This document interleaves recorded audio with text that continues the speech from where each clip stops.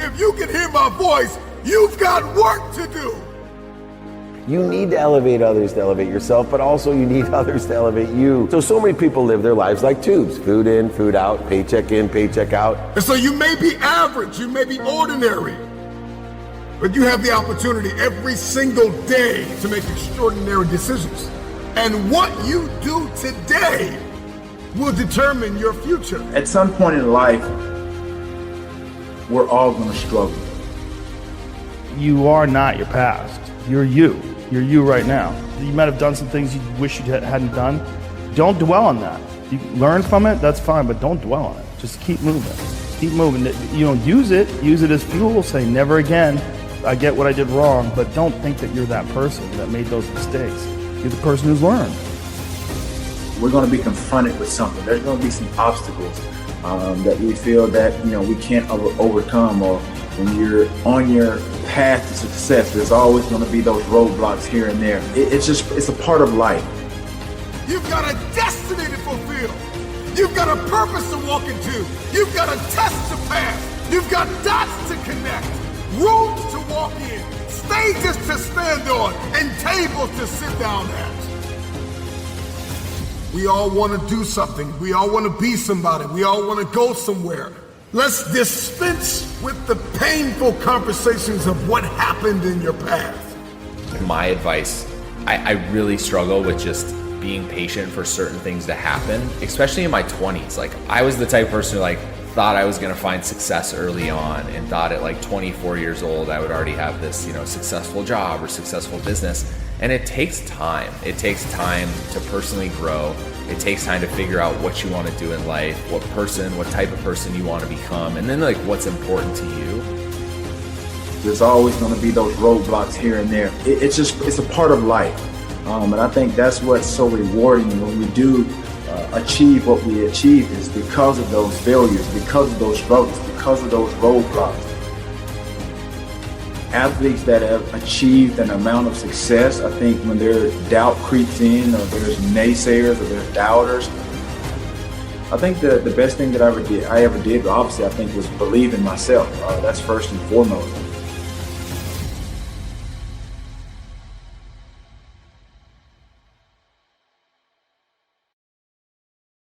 You are not your past. You're you. You're you right now. You might have done some things you wish you hadn't done. Don't dwell on that. You learn from it, that's fine, but don't dwell on it. Just keep moving. Keep moving. Use it as fuel. Say, never again. I get what I did wrong, but don't think that you're that person that made those mistakes. You're the person who's learned.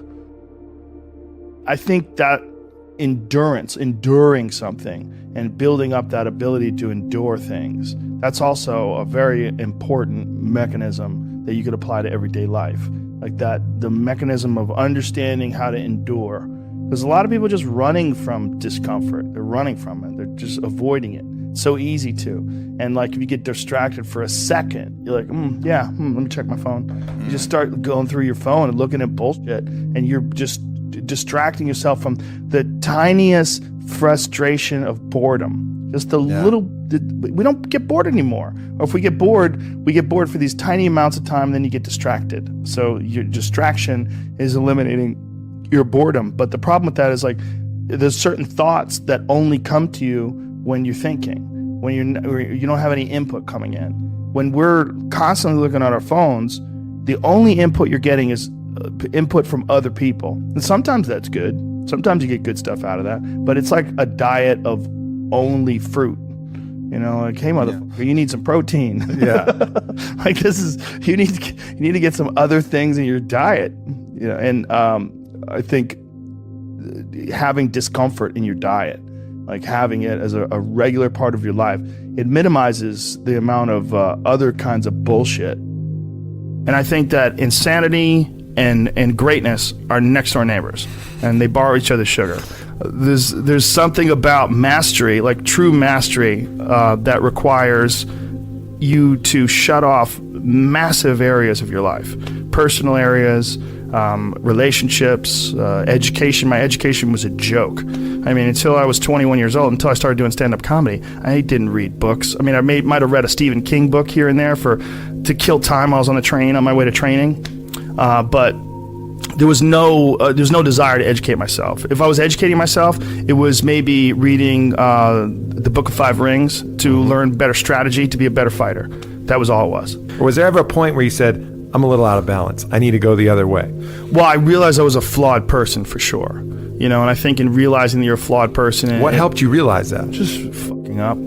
Just being an idiot. Realizing, girls would get mad at me, or maybe guys would get mad at me. Whatever it was, I realized that I had flaws, I knew that I was... And then also failing at comedy. One of the hardest things to do is to go from being really great at something to sucking at something. And that something that you suck at is now your path.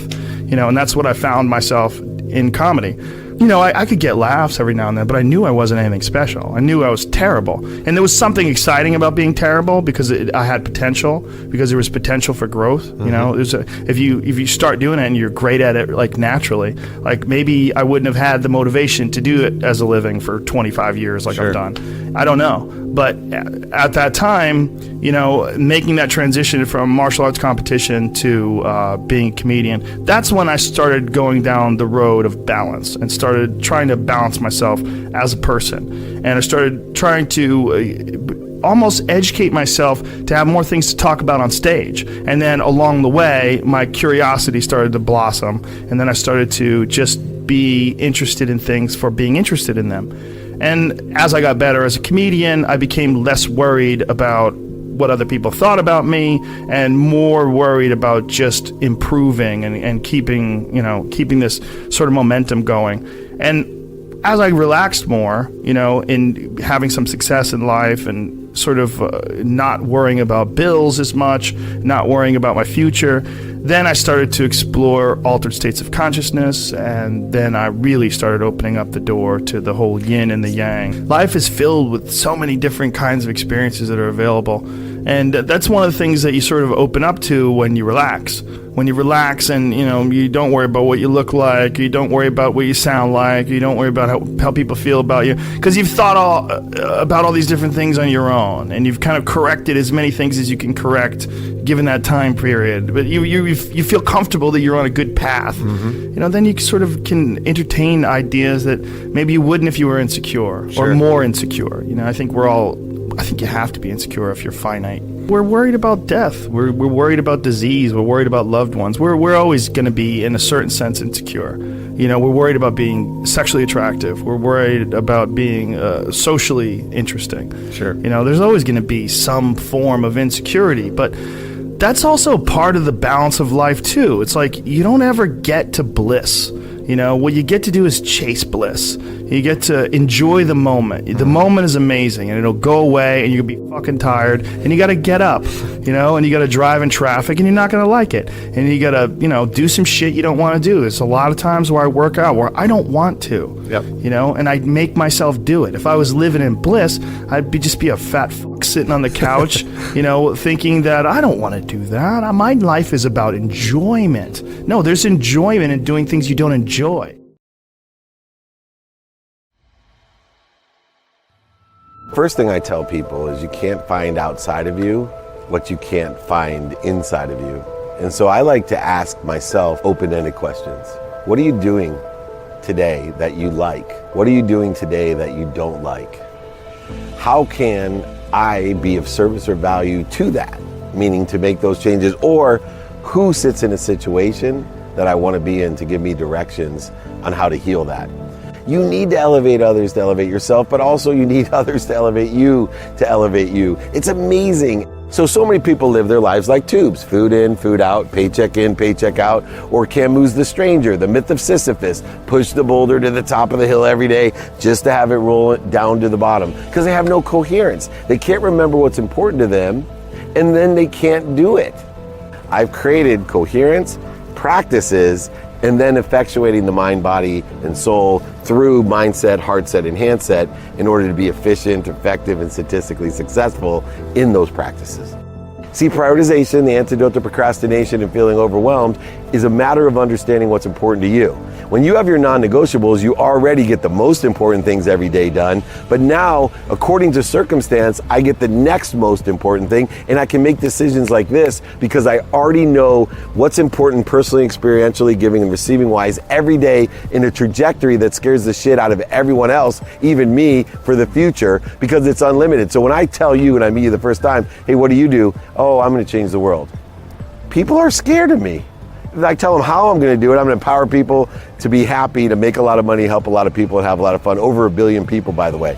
They're even more scared of me. It's not a low bar. No, but it shouldn't be, because there's no limitations in the future. But people don't do it. They'll laugh at you, scoff at you, and make fun of you. And guess what? When you do it, they'll applaud you. That's all I want on my tombstone. He was kind. First of all, look up and then breathe. Think about what you want. Think about how you can help and who can help you. And then start thinking about how. And then prioritize that very first step, prioritize that very first day. Start thinking about what you want and continue every day enjoying that consistently, persistently, in the pursuit of your potential. Also, have an open mind. I promise you, each day will become easier. It'll aggregate upon itself, and pretty soon, you too will be an overnight success. So many people that are full of hate, condition, judgment, ego, they don't understand they're in search of something they already have. Most people will tell you when they're in that mindset, I need to get more money. I need to get more healthy. I need to get more worthy. I need to get more happy. Because they're full of hate. If I can teach them not only to look within and heal, but also to have faith, and then finally to say, wait a second, if I am connected to and through the greatest source, power, omniscient, all-knowing, omnipresent power that loves me more than my mom, then I am happy, I am healthy, I am wealthy, I am worthy. I just got to figure out what I'm doing to interfere with it. And this hate is interfering with my truth, my potential, my love, the light, and the lessons of the journey that I've been blessed with full appreciation, acknowledgement, and the ability to dream and to ask for more. So many people waste 80% of their time on things that bleed them. I reconcile my time with gratitude, saying, yes, there's light, love, and lessons in everything. Every interview, every circumstance, event, and every person and idea. But is it worth my time? Therefore, I'm feeding that which feeds me, not getting bled. And it allows me to be more productive, accessible, and gracious. People will say to you, when you talk about David Meltzer, I don't know how that guy does it. He's one of the most active people I've ever said. They might even call me busy. I hate that word because busy means unavailable. I'm accessible. But I'm only utilizing 2 hours and 17 minutes to be non-negotiable. That leaves 21 hours and 43 minutes to do whatever the F I want.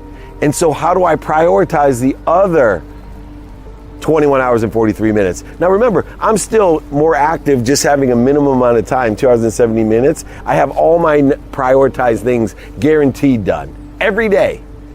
I'll always be healthy, I'll always have great family, and I'll always utilize my time effectively. Now all I gotta do is have what I want, who I can help, who can help me, how best to get that done, and then I'll be able to prioritize because I always know what's important to me, and I always know how to reprioritize it. Should you have big dreams? Of course you should. Should you dream of building a mansion on the ocean if that's your thing? Yes. Should you dream of the log cabin? Yes. If you want a Lamborghini or the new Ford Bronco, should you? Yeah. Yes, yes, yes. If you want the family, if you want the body, should you think about? Yeah, absolutely. Here's where everybody goes wrong. You dream about the end. You make this gorgeous collage of all this stuff that has nothing to do with your current life. That literally, as you're sitting in your studio apartment and you're looking for a job and you're staring at a mansion going, someday, it's gonna make you feel like a loser because the gap between where you are and where you wanna go, it seems insurmountable. And so what happens based on the research is when you only visualize the end game, it's demotivating. At first it's really fun to like have a bottle of wine and make your like collage. I'm gonna visualize, I'm gonna slap this up, there's my vision board, it's fabulous. Law of attraction, baby, come on, I'm gonna think about it, it's gonna come to me. Okay, I've been doing this for 2 days. I'm still in this apartment with the cat box that needs to be changed. The way to visualize properly is to visualize the bridge between where you are and where you need to go. And particularly the horrible stuff. Visualize working a day job and telling your friends that you're not going to go out tonight because you're working on something. Visualize making cold calls and being told no.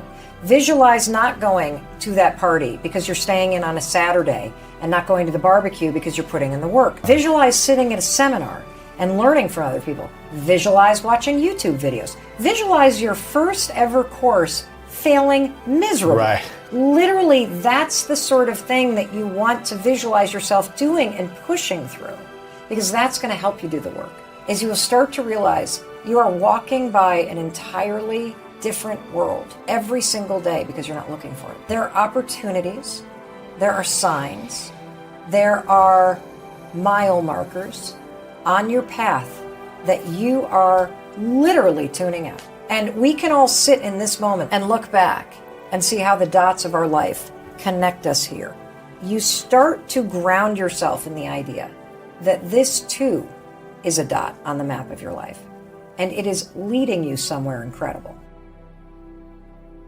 Law of attraction is simply your thoughts become things. And it's true. We've talked all about how when you have a negative self-talk, it tends to draw more of that to you. I think about it like lint in a dryer. Once negative stuff starts collecting, it collects a lot more. So here's what everybody gets wrong about manifesting. Everybody, at least kind of in the mass market, what you're trained to think about when you think about manifesting is vision boards. And when you hear the word vision boards, you think about the big stuff. So let's use your example of the marathon. The vision board would be Lewis crossing. Put the arms up at the medal. The arms up at the Yes. medal. The Exactly. high fives. Yeah, High fives. I did it. Yes, I did it. Exactly. That will not help you. Because when you hit mile 13 on the actual race and it is sleeting rain and it feels nothing like that thing on your vision board, you're going to start a negative dialogue. I can't do this. My knees hurt. This is not what I thought it was going to be. I'm not ready for this. I didn't train for this. And you are going to tank yourself. What you do by visualizing the bridge is you train your nervous system and your mind to do the hard work. So you should visualize not crossing the finish line, but what is it like to be at mile 12 when your batteries run out on your earbuds? No, I'm serious. And you keep going. What's it like when your shoelace breaks and now your heel is lifting and you're starting to get a blood blister at mile 17? What's it feel like when you wake up and it is pouring rain and you visualize yourself running anyway? That way, when you visualize the work, you are preparing your body for it, so you're not resistant to it when it comes. And so you are literally building up almost like this resilience and this muscle inside of you to do the work to get the thing. So yeah, create the vision board, but make sure in addition to crossing the finish line, you have somebody running in the rain. You have somebody who, you have an alarm clock that says 5:13. You have, these images that show the stuff that you don't want to do. So like for people who want to launch a business, for example, like a lot of people that I'm sure follow both of us are dying to launch a business or interested in being an influencer, social media, or making money online. And what you visualize are the checks, or you visualize the money you're going to make, or you visualize how cool it's going to be when you're a lifestyle entrepreneur, whatever the hell it is.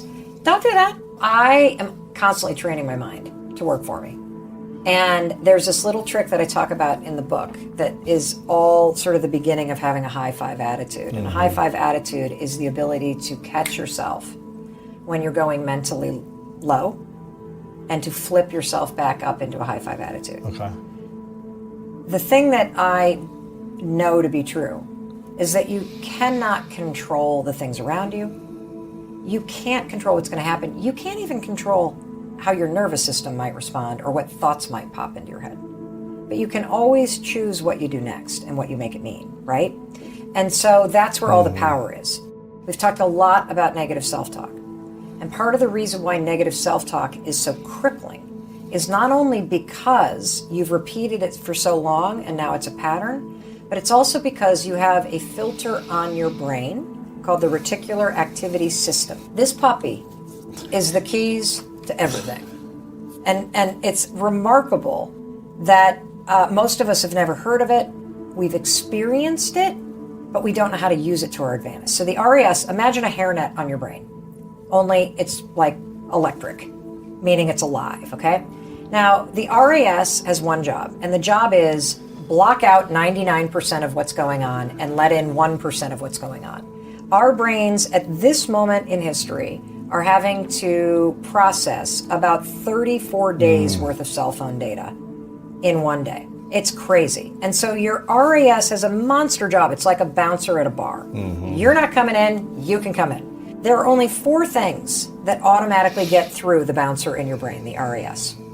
Number 1, your name. So you've experienced being in a crowded place and somebody's like, you think you hear Lewis and you're like, huh? Somebody call my name? That was the bouncer in your brain.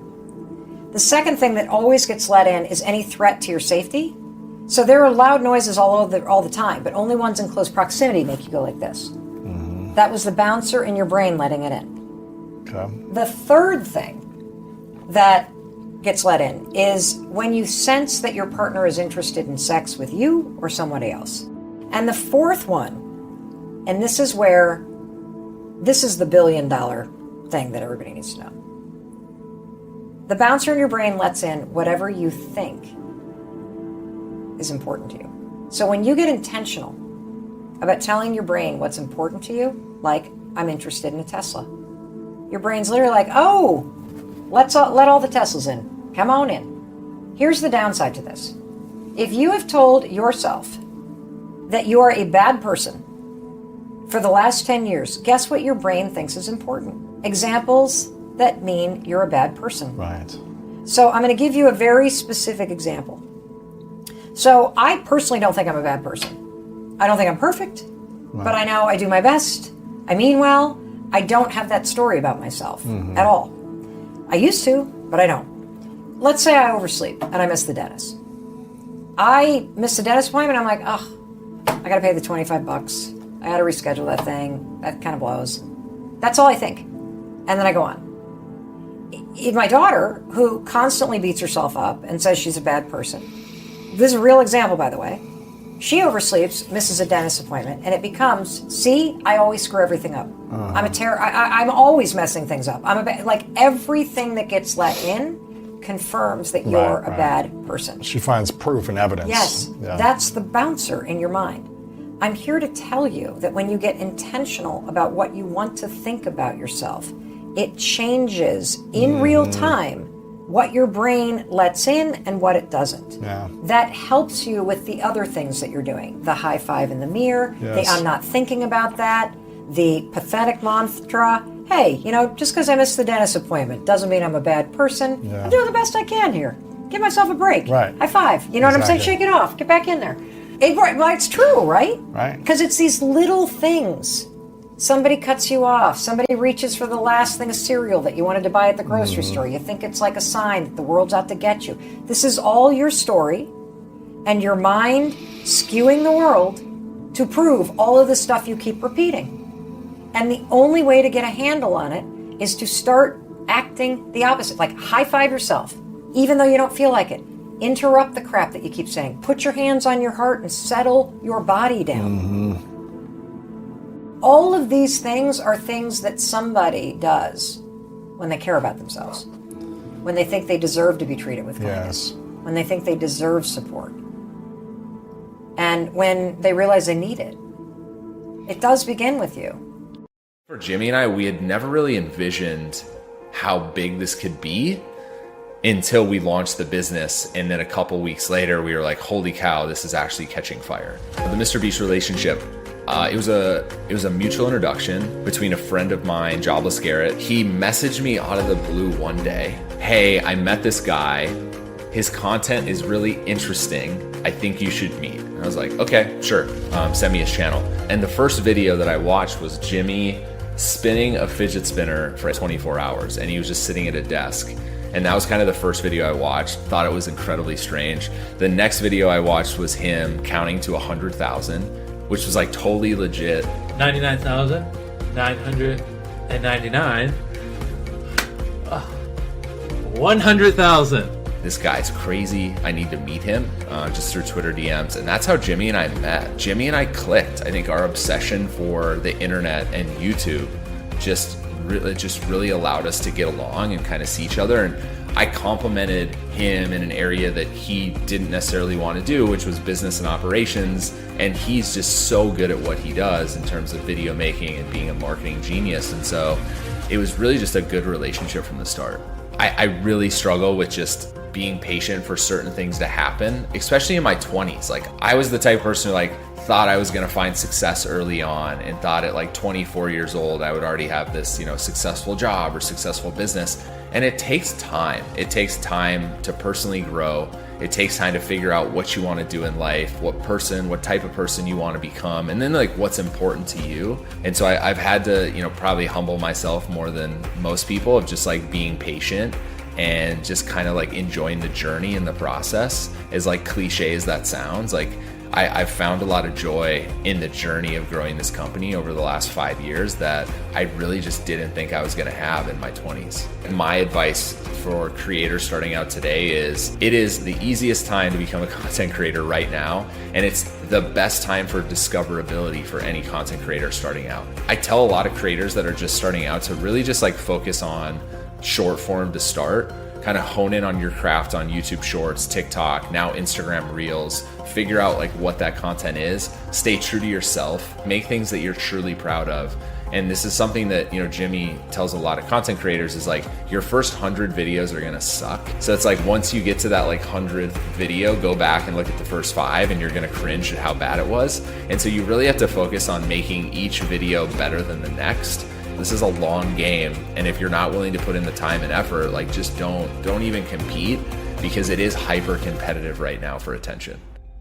You can go on TikTok or YouTube Shorts and make 10-second or 15-second videos, and the organic reach of those is unmatched currently. I mean, just look at my TikTok, which I'm not a content creator, but I have had multiple TikToks get 5, 6, 7, 800,000 views, just filming a day in my life, or talking about here's the 5 reasons why Mr. Beast is successful, or here's 3 ways that you can become a content creator.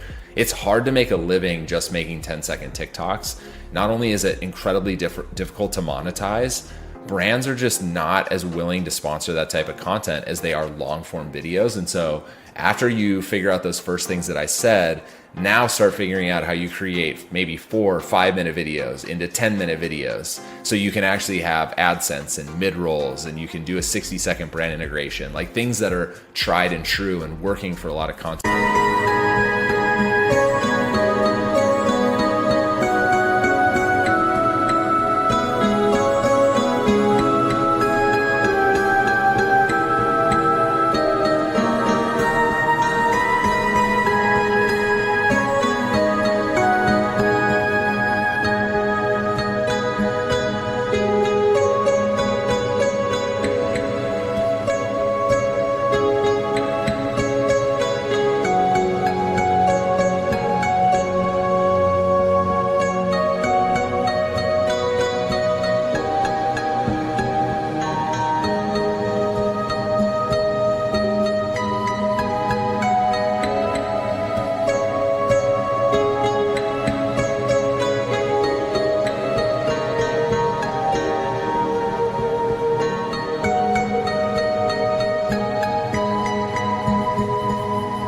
Creators right now. And so hopefully for the content creators watching, hopefully that's helpful. And again, each video you post, some you're not going to be proud of, but I think if you really focus on, I need to make a better video next week and the week after, you're eventually going to get really good at that craft. It might take you years. And Preston and Jimmy and Typical Gamer and a lot of these guys, they're on year 10, 12 of their careers. Jimmy's not on year 4. Jimmy was creating videos since he was 13 years old. It just took him a long time to figure out what his style is and what he actually wants to create. If you're not passionate about the stuff you're creating, you're gonna get to a point where you just don't want to make it anymore. And I think I've done a lot of thinking about creator burnout and why it happens. And I think one reason creator burnout happens, aside from the they're doing everything, they're the director, the producer, the editor, and they have this creative fog that starts to happen after they produce a lot of videos. But a lot of times as well is they just never loved the type of content they were creating. Maybe got forced into a niche because it started doing well, and then they doubled down, and then 2 years after they were like, man, I really do not like this type of content. I don't want to wake up today and make this type of content. So it's like, you have to really enjoy what you do. If you enjoy playing video games and you can make that entertaining, start there. You don't have to just go trend hack and do something that's doing well for other people.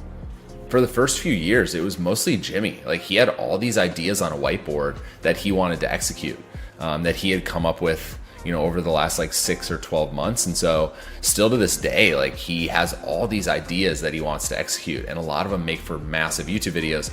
The issue today is like the videos have become so complex and so expensive that they take months of planning to actually film a video. Like, no longer are the days of like filling my friend's backyard with 1 million Orbeez, where all you need to do logistically is like get 1 million Orbeez to North Carolina and actually put water on them to make them big, and then throw them in your friend's backyard.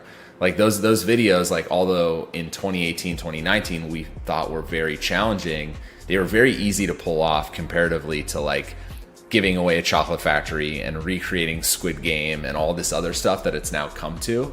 And yeah, I mean, the videos have just become so complex. And I don't see this stopping. Like, they're just going to get more expensive and more complex as he continues to raise the bar. I used to think there was a limit, like a couple years ago, when he would post, like, we did this video that's, it was, can 50,000 magnets stop a bullet? And so the video content was not great, but the concept was amazing. It was like 50,000 magnets on a wall. Can it affect a bullet or stop a bullet? And the video throughout the first like day did so well. I need to go back and look at the analytics, but I think it got like somewhere in like the 20 million views within the first 24 hours. To that point, we had never experienced anything like that. The video went on to get 60 million views over the course of a week, which at the time, this was like 2019, like, him and I's minds were just blown at how crazy this video did on YouTube. And so I was worried back then that I'm like, where do we go from here? Like, how do you get more than 60 million views in a 7-day period? Like, that's never been done on YouTube outside of music videos. And so it's like something that I worried about a lot early on. And now I'm like less worried about it, just because like I know the videos being filmed. I know the scale of them. Like, I know like what the next 4 months look like. But pretty early on, like, I had that worry, is like, how does this continue getting bigger? But now it's like, after you do Squid Game and giving away a chocolate factory and some of the stuff that's getting filmed right now, I'm like, this bar is just going to continue to go up. I had worked so hard to get an opportunity at an NFL sports agency for something that I thought I really wanted. For multiple years, I wanted to work in an NFL sports agency. And so to finally get that opportunity to get in the door, to start to make traction, and to work with the people I worked with was incredibly fulfilling for me at the time.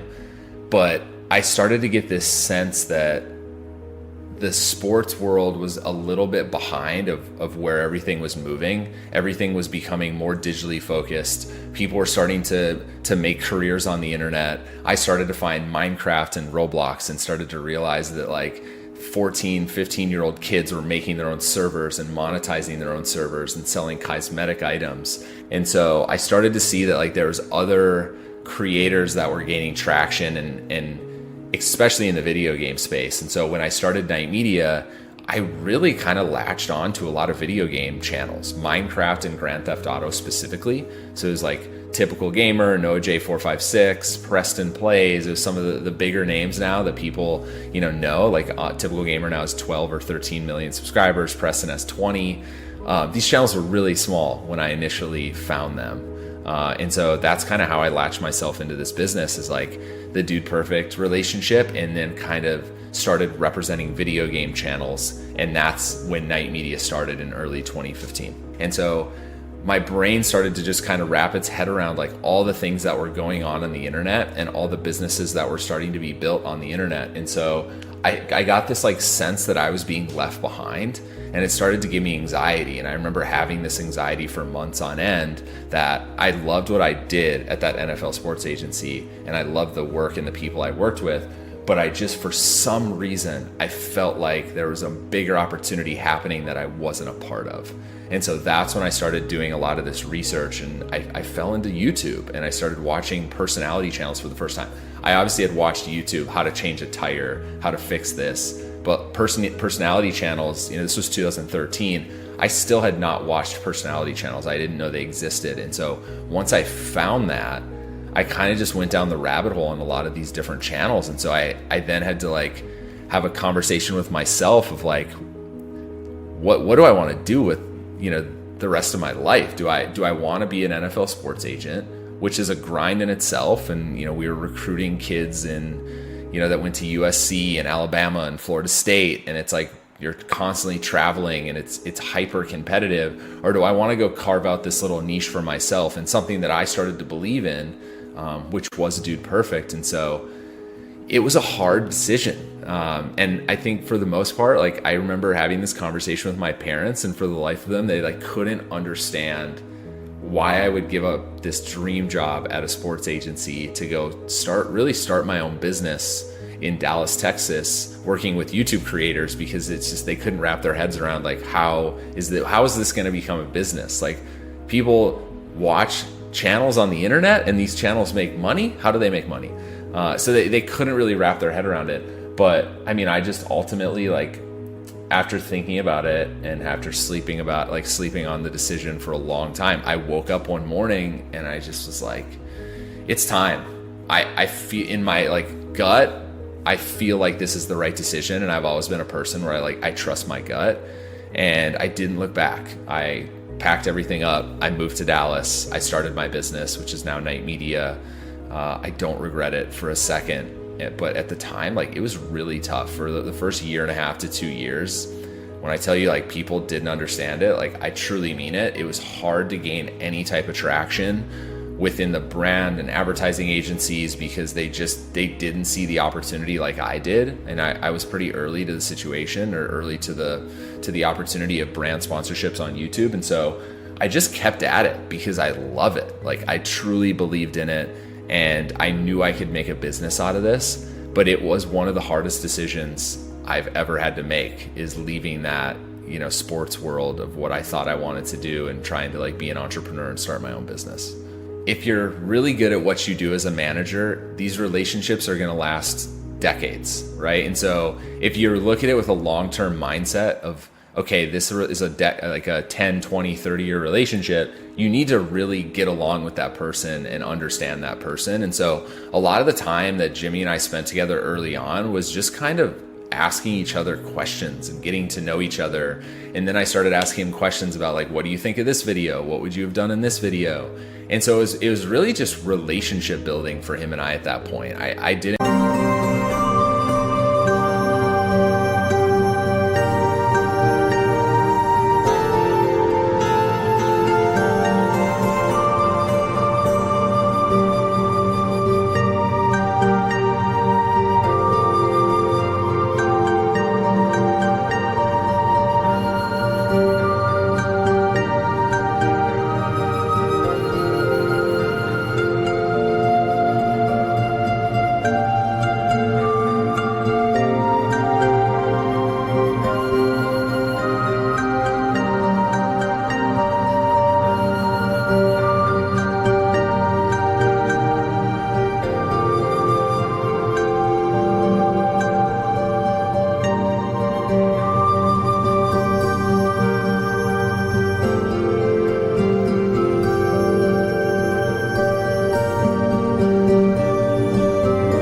Like, whether I represented him or not didn't really matter. It was more like, can I get along with this person? Do we see eye to eye? Can we do business together? And that's kind of how we think about it now to this date. Like, Knight doesn't represent 400 people. We represent 30, maybe 32 creators.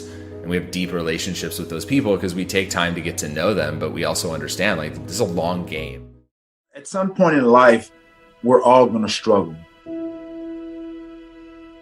We're going to be confronted with something. There's going to be some obstacles that we feel that, we can't overcome. Or when you're on your path to success, there's always going to be those roadblocks here and there. It's a part of life. And I think that's what's so rewarding when we do achieve what we achieve, is because of those failures, because of those struggles, because of those roadblocks. Athletes that have achieved an amount of success, I think when their doubt creeps in, or there's naysayers or there's doubters, I think the best thing that I ever did, obviously, I think, was believe in myself. That's first and foremost. Those roadblocks can come in different forms. It can be own mental roadblocks. It could be outside criticism. It could be media. It could be anything. It could be personal problems. It could be family problems. Anything can trigger you and to try to get you off track. Those are struggles. I think an athlete, again, to get to where you want to be and the process in which it takes to get there, you have to be addicted. I saw and I listened to what the coach said and they saw in me, which was a lot of potential. And I just wanted to build on that. But at the end of the day, we're all going to struggle. I struggled, but I didn't quit. And that's what I encourage a lot of people to do. Just don't quit. It's not how you start, it's how you finish. And so for me, that mindset of just not wanting to quit, not wanting to succumb to the ebbs and flow of the game and, disappointment, having short-term memory. Nobody's perfect. You're going to have those days. Some days you're going to have it, some days you're not. And it's the great ones that look beyond that mistake and just have short-term memory and go to the next play as if the bad play just didn't happen. That's where you have a small percentage of great athletes in every sport. You have your average, you have your good, and you have your great. When you talk about the GOAT, or you're talking about the greatest of all time, I may not be considered the GOAT in some people's eyes, but if you look at me and you look at my highlight, I definitely fit the description. If I didn't have the coaches that push me beyond really kind of, I think, my own limits or my own expectations, I don't think that I would have become the receiver that I became. I don't think I would have been this guy that became T.O. Obviously, like I said, when you talk about physically, I fit the description of an athlete. I fit the description of one of those physically imposing receivers. I guess became a poster child for prototypical receivers that came after me. Because if you look at the transition of the receiver position before me and after me, they started to become bigger, faster, and stronger. You think of guys like Calvin Johnson, they called him Megatron. You think of Julio Jones. These are big body type of receivers that possess, not only just, the hands and catch radius, but when you think about the speed and the power of these guys, I think that's something that people marveled at as they saw the progression each and every year that I played in the National Football League. And I think after my third year in the league, after I made the catch against the Green Bay Packers, I think that instilled a lot of confidence in myself that I could play, and I could play on a big stage. It didn't start out particularly well, but that's where the cliche, it's not how you start, it's how you finish. I realized as I started to really score touchdowns, and my touchdown celebrations became a topic of discussion. I thought it was something positive, but when commentators and analysts started to really create this narrative that I was being selfish, or I was taken away from the team concept, or making it all about me or becoming selfish, honestly, I didn't take that very well. I didn't think that that's what I was doing, and so for me, I could have allowed that outside noise or that criticism manifest and really deter me from really doing what I really wanted to do and be productive on the football field. If I would have allowed that to really eat at me and not allow myself to be who I was on the football field, then it could have been disastrous. It could have been it could have made or break, who I was as a talent, and could have made or break really my career. But I think it all, like I said, it all stems from, how I was raised and my grandmother and the things that she taught me. She basically taught me, people, when you start to become successful, You're not going to be 100% liked by everyone. And so there's so many layers and so many elements of being a professional athlete and being in that sport. You're going to be subjected to criticism, whether you do good or bad, and people are going to talk about you, good, bad, or what have you, but you have to be strong-willed. And I think that's who and how I was. And I think a lot of that, like I said, stemmed from the upbringing of my grandmother. But at the end of the day, I think an athlete, again, to get to where you want to be and the process in which it takes to get there, you have to be addicted to bettering yourself. You have to be addicted to bettering yourself. And that's what I became. I became addicted to the process of the success that stemmed from my off-season workouts. Once I got a personal trainer after my third year, it was very different in my approach and things that I had ever done since high school and college. But I was receptive to that because I hired him as my personal trainer. We had that dialogue, we sat down and we talked about what I wanted to accomplish, not only just from a football standpoint, at that point in time going into my fourth year, but what did I want to accomplish with my workouts? What did I want to get better at? From a physical standpoint, how did I want to get better? He asked me, assess your body. What do you want? What do you want to get out of these workouts? And so for me, I was a skinny, scrawny kid. I was 6'3" frame, coming out of college. And at this time, 3 years into the league, I was physically imposing, but I wasn't satisfied at where I was at that point in my third year, going into my fourth year. I had come off one of the biggest games, made one of the biggest catches in my career. At that time, considered one of the biggest catches, I guess, monumental type of catches in 49er history after the catch, by Dwight Clark. And my catch was, kind of pegged it myself as the catch too, considering, wild card game, really a rivalry over the years between San Francisco, Green Bay Packers, two Hall of Fame quarterbacks now in Brett Favre, Steve Young. And so, like I said, I played in a very monumental game where the stakes were high, wild card game. The game honestly went almost down to the last seconds. So that's something, again, like I said, that catapulted me to be where I am today.